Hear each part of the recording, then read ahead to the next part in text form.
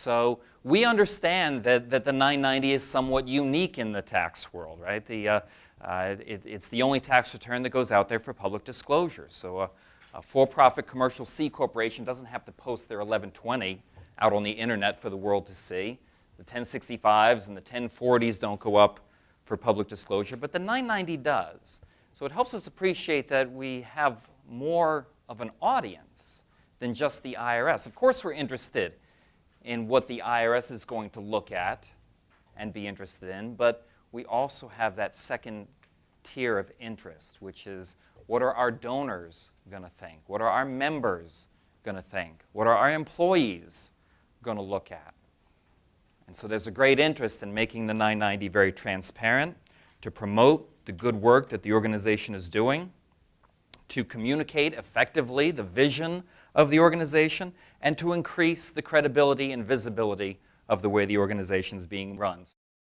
So if you are the one presenting to the board or to management or to the public at large and explaining your organization's 990, you've got to know your audience and know their level of sophistication with the topic. And what I try to think about when I'm presenting to a board, I say, if I was sitting in your chair, if I was not a CPA, and I was sitting on the board of this organization, what do I wish they would tell me? What do I really need to be worried about? Is there anything that should be keeping me up at night? So I try to communicate those interesting details about the tax return and what it says about the organization to the audience. Well, right up here on page 2, after we've done the coming attractions, is the most interesting part of the whole discussion. And that is, what did we accomplish? What is our mission? What are we trying to accomplish? And then what did we accomplish? Okay? Ideally, on that front page, you should have a really short and concise summary of what the organization lives and breathes for. On this page, what we should really put is the official mission statement adopted by the board. Okay? They probably went off to some retreat one weekend and focus group tested and agonized over every word and really discussed who we are, what we stand for, what we're trying to accomplish. Who here is familiar with the idea of the overhead myth? Is that a term? Okay.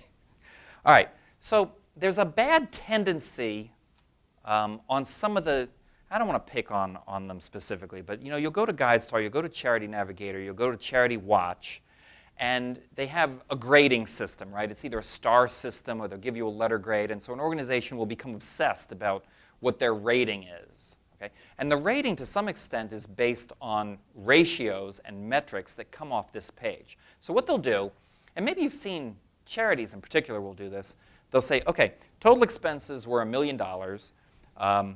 900,000 is in column B. That's the money we spent saving the whales. And $100,000 is in column C. That's the waste, the overhead, the inefficiency. So we're 90% efficient. And they will go and tell their donors 90 cents of every dollar you give us goes directly to saving the whales or feeding the orphans or whatever it is. That is an extremely manipulated, misused, and often misleading ratio.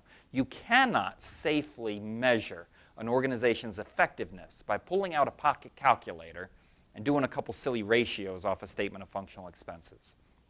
We have to understand that.